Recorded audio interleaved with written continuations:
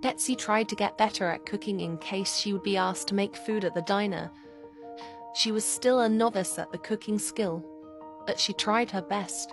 The food might not look the most appetizing, but it always tasted good. She ate well in the final months of her pregnancy. Her self-confidence had taken a hit because she felt huge and unappealing. She fought through her mental anguish because she wanted her baby to be healthy and happy. And finally came to her sister's new house. Betsy's father had forbidden either of her sisters to visit Betsy, and went against his wishes. Her sister needed her. Betsy asked Ken if she would accompany her during the birth of her baby. Since Ken did not want to be there for her and her mother was gone, she didn't want to be alone, and he eagerly accepted. She would always be there for her family from now on, and was honored to be asked. Part of her was devastated that she would not have a child of her own in a few months, but right now, she would settle for being the best auntie to her sister's child. The sisters hugged and Betsy felt loved and cared about for the first time since she moved away from home. She wished Norman lived closer, but more than that, she wished Ken would change his mind and became like a second mother to her little niece or nephew. She hugged and kissed Betsy's belly every time she came to visit. If she wasn't having a child of her own, she would make sure the child that was coming into the world would be so loved and cared for by both she and Betsy, and would step up for Betsy the way her own father didn't and her mother could not. It was the least she could do to make up for the torment she had put her family through. She hoped her sister would be proud of her from the other side. Betsy really enjoyed her job as a waitress. She was surprisingly really good at it despite waddling around from table to table. She got to know the regulars well and had a good rapport with them. This job was the first time that she was not judged for being pregnant. Patrons complimented her growing bum and asked when she was due. Nobody cared that she was a high school dropout at the diner.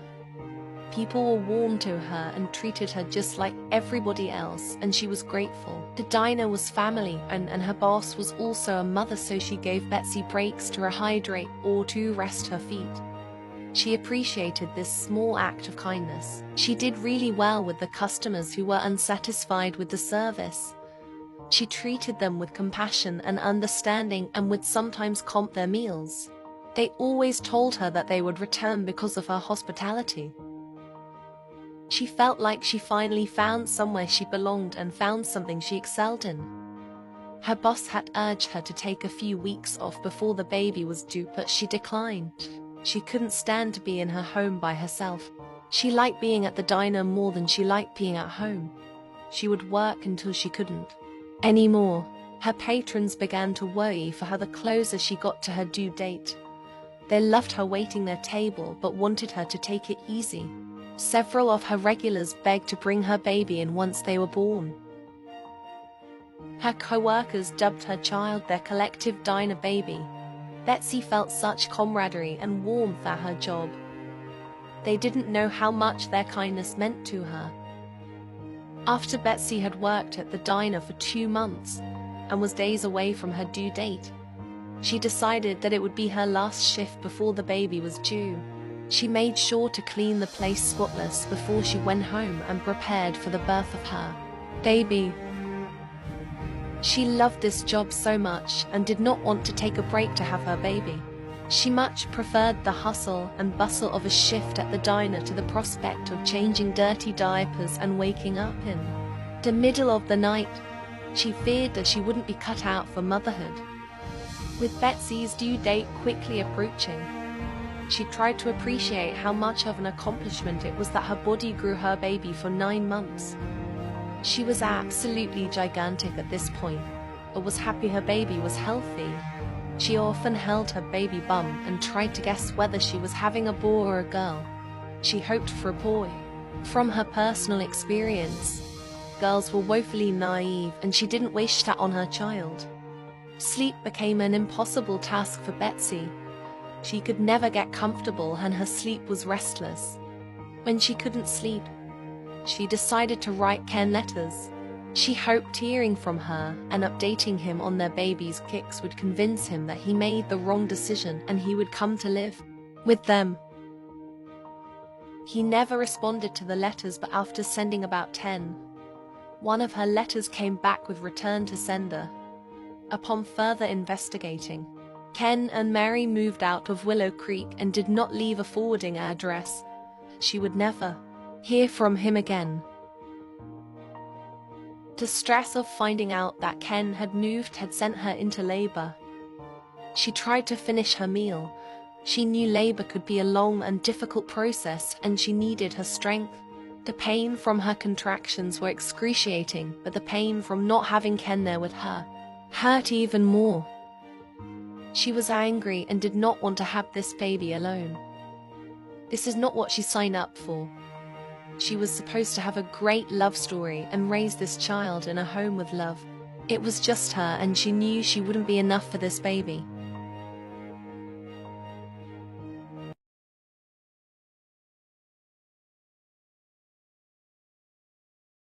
Betsy arrived at the hospital. She was terrified for what was to come.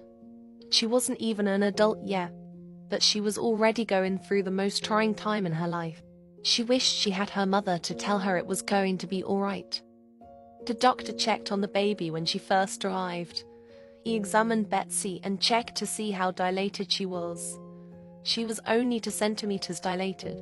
The doctor suggested that she get comfortable because he projected that it would be many hours before she would be ready to push. Betsy tried to focus on her breathing. The contractions were intense but bearable. She could handle the pains of labor. What she couldn't handle was being alone. It was still the middle of the night, and she had yet to get into contact with her sister. For now, she had to endure this on her own. After being at the hospital for 5 hours, her water broke. Betsy desperately wanted her labor to progress quicker than it was. At this point, she just wanted the whole ordeal to be over and done with. She took a walk outside of the hospital in an effort to kickstart her labor. It didn't seem to do anything except make her even more annoyed. A kind nurse brought a birthing ball for her to bounce on and to help her relax her hips. The birthing ball relieved much of the discomfort that she was feeling. She tried to urge her body to get on with it. She knew that this child would be as stubborn as its father was. Betsy experienced a meltdown. She was angry that this was her life now. She had so many plans for the future, and now she was stuck and had very limited options, all because of the man who put this child inside of her. How was it she had to suffer all of the consequences of Ken's actions? After she settled down, she laid in the hospital bed. After all of that, she just felt defeated and sad. She eventually fell into a very restless sleep. She dreamt that Ken came to the hospital just in time to see their child come into the world.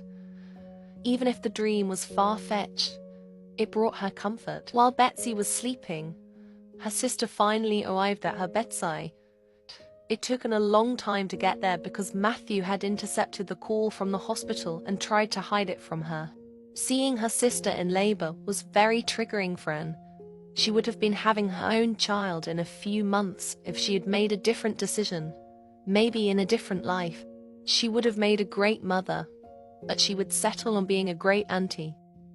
When Betsy woke up, she was overjoyed to have her sister there. She was no longer alone.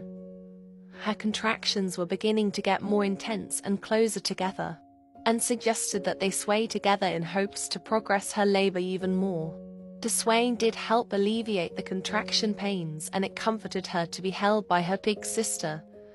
She couldn't do this without her.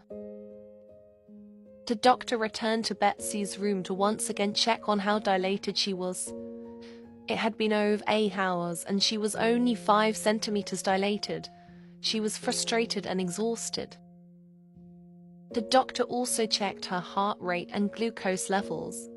There was some concern that Betsy's diabetes could negatively impact her delivery. Thankfully, Betsy's glucose levels were within normal range, and they did not need to worry about this. and waited outside of her sister's hospital room while the doctor examined her. She was feeling a myriad of emotions during this time, and really wished her sister was here to coach them through this. She knew Daphne would tell her to be strong for Betsy, so that is what she did. Betsy began to experience terrible back pain as her labor progressed, and offered to massage her back in hopes to make Betsy more comfortable. It did make Betsy feel much better and kick-started her labor. She felt the need to push. The doctor rushed Betsy to the delivery room. The pain as she was crowning was unimaginable. It felt as though her body was being ripped in two. She let nature take over and listened to the encouragement from both her doctor and sister. She was scared that in a few moments she would have a baby in her arms. She knew she wasn't ready to be a mother, but already loved her child so much. She fought through her insecure thoughts and focused on giving birth to a healthy baby. Betsy gave birth to a healthy baby girl. She felt sad that she had a girl because her life would be more difficult because of her gender. She decided to name the child Holly because the name sounded pretty. Betsy felt the now familiar need to push again, and within 2 minutes she had not just one girl, but two. She named her second daughter Heidi. She was unprepared for a second child but wanted her daughters to have names that rhymed since they were twins. She finished pushing Heidi out as Holly was placed on her chest. She was flabbergasted that she was a 17-year-old new mother and was going home with 2 children. She didn't know how to be a mother to 1 child, let alone 2. She was terrified that she would screw up her girls' lives, but already felt so much love for them. They would always have a built-in best friend and never feel alone. She would try her best to give Holly and Heidi the lives that they deserved.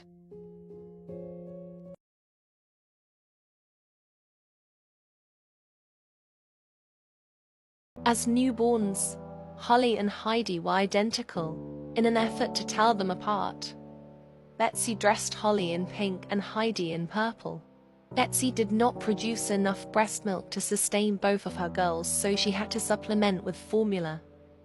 This bothered her at first, but soon realized that it saved her sanity.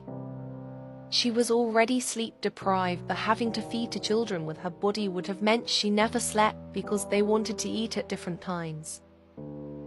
Even though they were only days old, she noticed that twins could not be any more different. Heidi was calm and a good feeder.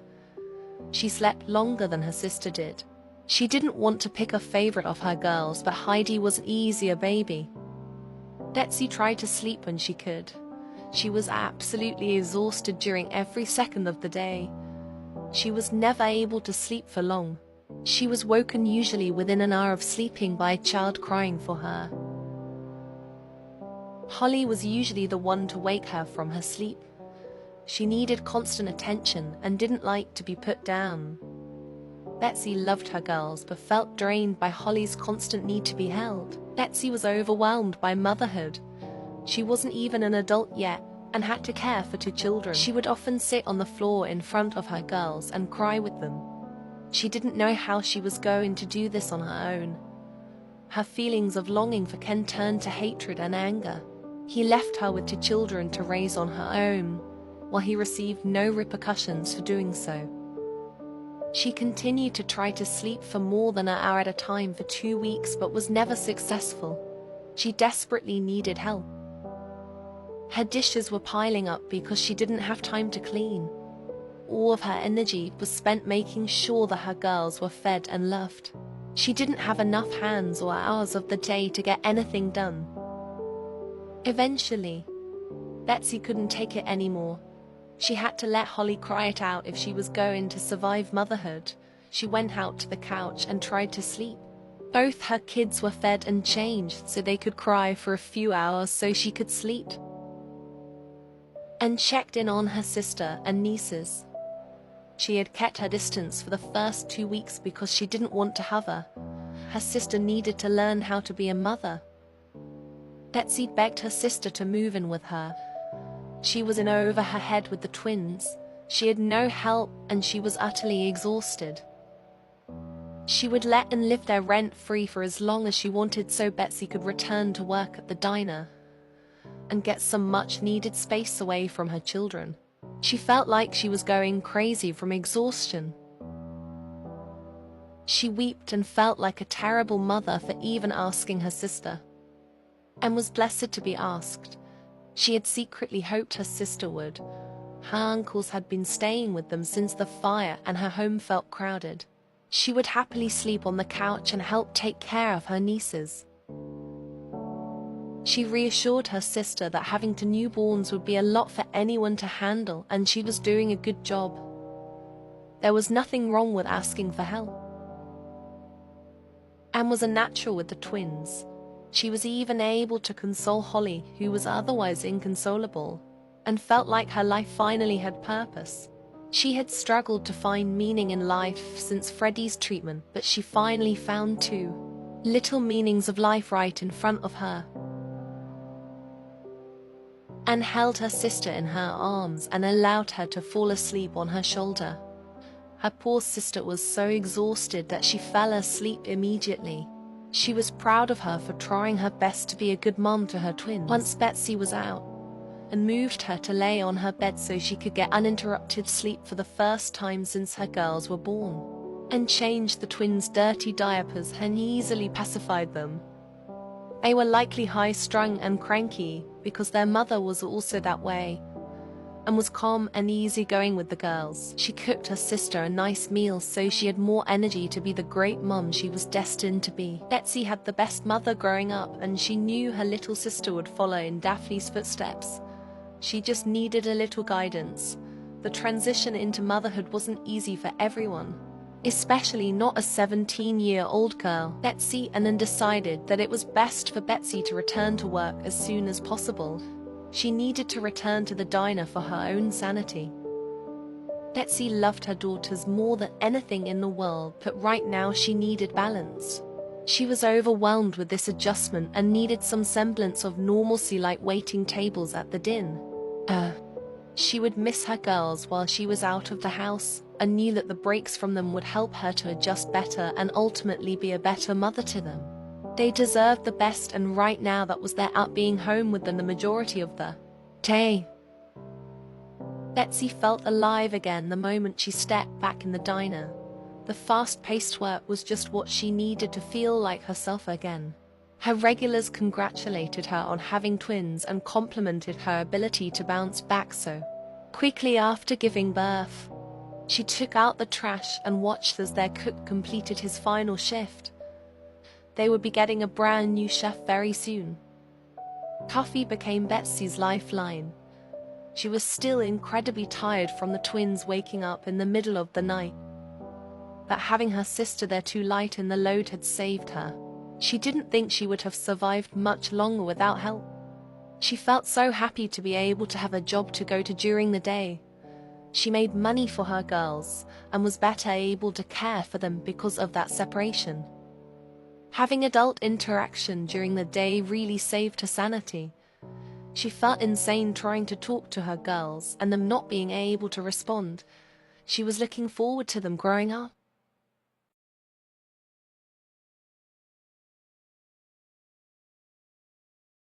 Slowly, Betsy fell into a comfortable rhythm in motherhood. Her girls were sleeping and eating well now that Anne lived with them. She found that she had more to give them now that she went to work. She missed them when she was out of the house and showered them with love the moment she returned home. Both mother and children were happier with this arrangement. Betsy refused to choose a favorite of her girls, however. Heidi bonded to her better. She was a calm and overall happy baby. Holly was fussy and did not like to be held by her mother now that her auntie lived with them. It broke Betsy's heart, but there was a disconnect between she and Holly. She didn't bond to her the way she did with Heidi. Betsy was still chronically tired because she had two newborns, but she was able to get more sleep with and living with them, and enjoy living with her sister and nieces. She loved looking after the twins every day, and she loved watching them grow. However, being around the girls had caused a bit of a quarter-life crisis. Since she started taking care of the twins, She concluded that she was made to be a mother. She desperately wanted children of her own, but did not know if she would ever be ready to take the huge leap of putting herself out there romantically again. She was burned so harshly with Freddie and distracted herself from her thoughts to bake her little sister a cake for her 18th birthday. Betsy blew out her candles and wished that she would someday find her one great love. She had so much love to give, and it had been wasted on Ken.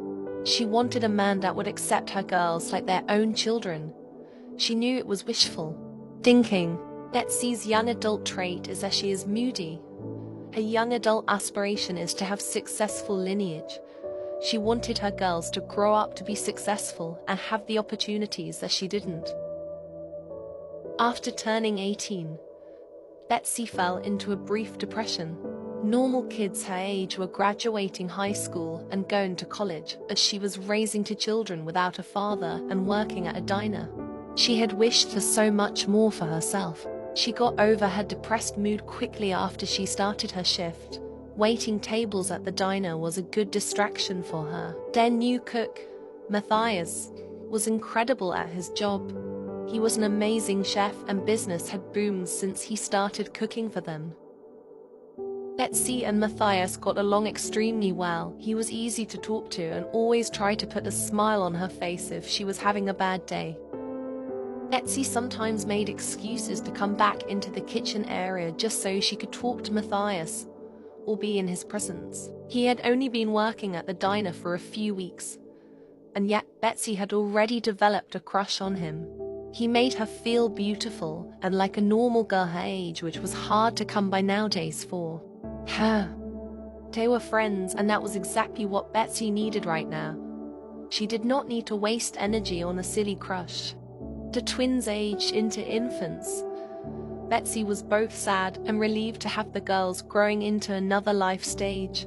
She was sad that the twins were already aging up, but relieved that they would soon sleep more and develop their personalities. Holly's infant trait is that she is intense, but that did not come as a surprise to Betsy.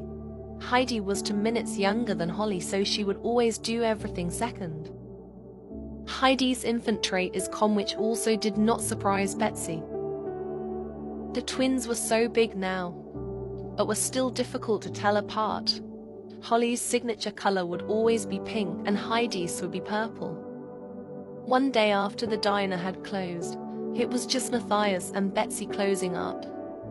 Betsy swept the floor as Matthias watched. He had already finished cleaning up the grill but stuck around to spend time with Betsy. He had been down all shift, and Betsy wanted to make sure that he was okay. He was always upbeat and smiling, so this was unusual. Matty shared that this was the 2nd anniversary of his wife's passing. They married young, and she passed away in childbirth. He was raising their daughter, Adriana, completely on his own. Betsy had no idea of his hardships, and it allowed her to see him in a completely different light. Betsy comforted Matty. She could feel his heartbreak. She told him that Adriana was so lucky to have him as a father, and that he was doing a great job. He was so appreciative of her kind words. Betsy decided that she would cook Matty some pancakes as a cheer-up meal. She doubted that a simple meal would magically take away his pain, but she hoped it would at least get him to smile. She wanted to be there for her friend. This was a tough day for him, and he shouldn't be alone. She flipped the pancakes but missed the skillet a few too many times. The pancakes didn't have to be perfect. They just needed to put a smile on his face. Matty decided that he would make he and Betsy a cocktail from the liquor stash that the previous cook had kept in the back room. He wasn't normally a drinker, but today was the one day it was warranted. Betsy sat down in front of Matty and began to make silly jokes in hopes of making him laugh. It took a few bad jokes, but it did put a smile on his face. He thanked her for being there for him and trying to cheer him up. The two sat down at the island. They sipped on their drinks and ate their pancakes. Matty noted that she made his day better than he ever thought was possible. They stayed at the diner entirely too late, that neither seemed to want to leave. They sat at the diner and just talked about life. Both told their sad life stories and had more in common than they realized. Betsy had never met another single parent before and was comforted to have someone going through a similar situation to her. They talked a lot about their children. They doted on their daughters like such proud parents. Mattie's daughter was a year older than Betsy's girls. Mattie suggested that their girls could play together sometime. Betsy would really like that.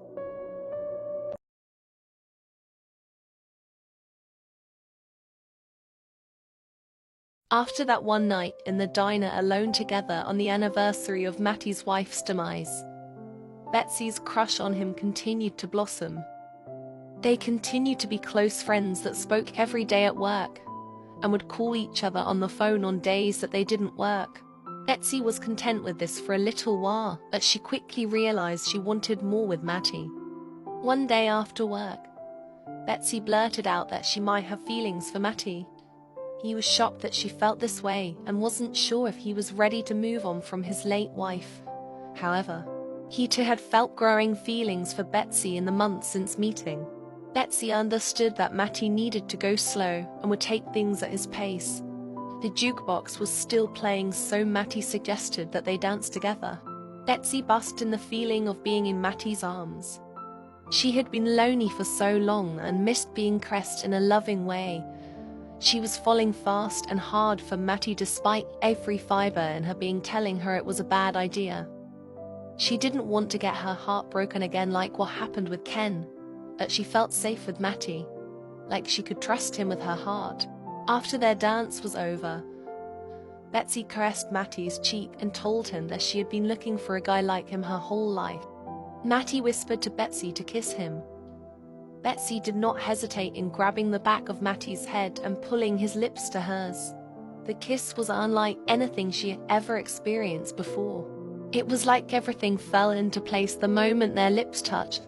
She knew in her gut that Mattie was the person she was meant to spend her life with. She knew that he would raise her girls like his own, and she would do the same with his Adriana. This man was her soulmate, not a pretty imitation like Ken had been. As the girls got older, the more unique their needs and personalities became. Heidi was easygoing and gentle. She loved to be held and doted on but did not throw a fit if she was put down. She was a great eater and allowed her auntie to burp her with no issues. Of the two girls, Heidi gave her caregivers little to no fuss. She was delightful to be around.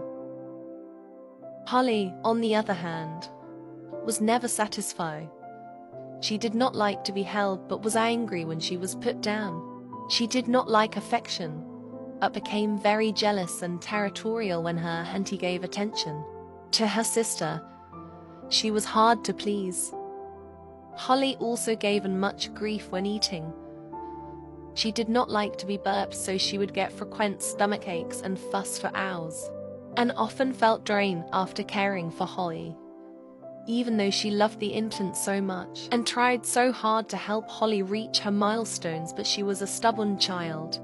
Heidi reached her milestones with ease and was extremely determined. Holly fussed each time that her auntie put her on her stomach. She was falling behind on her milestones, but the twins' pediatrician determined there were no deficits, simply that Holly didn't feel ready to complete them yet. Holly was a terribly unhappy child despite all the love she received from both her mother and auntie. She cried for hours if put down, and it took some time to get her to calm down. Both Betsy and Nwada lost for how to make her happy. Betsy naturally gravitated towards Heidi because she was the easier child. Heidi was always happy to see her mother and had the prettiest smile. Betsy felt like she could not divide her time equally between her two girls because Holly required so much more attention. Heidi would only get a morsel of attention from Betsy before Holly would scream and demand to be held. Betsy did not know how her two children could be so different. She hoped Holly would become an easier child to manage as she got older. As the girls got older, Betsy embraced motherhood wholeheartedly and developed the family-oriented trait. and liked to watch her twins play. As they got older, the longing and felt to have her own children grew. She loved her nieces dearly, but wanted to find the love of her life someday soon and become pregnant. And carry her own children in her belly. She was scared she would never find her. Norman finally came to visit his daughter and grandchildren. A factory he had worked at had him working long hours, so he was unable to make the trip to Willow Creek for over a year. Betsy was so happy to see her biological father again. Although she was still only getting to know him, she felt the strong bond with Norman. She had even begun to call him Dad. Betsy introduced Norman to Holly first. She was having a particularly good day and hoped that Holly would bond with her grandfather. Norman was a natural with Holly, and the infant was surprisingly calm when being held by her grandfather. Betsy introduced Heidi to Norman afterwards. Heidi was her happy and smiling self as she was being given to her grandfather.